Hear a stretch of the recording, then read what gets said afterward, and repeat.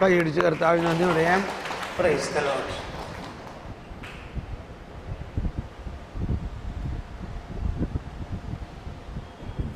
എൻ്റെ പേര് ജോർജ്. ഞാൻ പള്ളിപ്പുറത്ത് എൻ്റെ കൂടെ പ്രാർത്ഥിച്ചപ്പോൾ എനിക്ക് കിട്ടിയായിരുന്നു. പുള്ളിക്ക് ഭയങ്കര മാനസിക ബുദ്ധിമുട്ടായിട്ടാണ് ഞാൻ കണ്ടത്.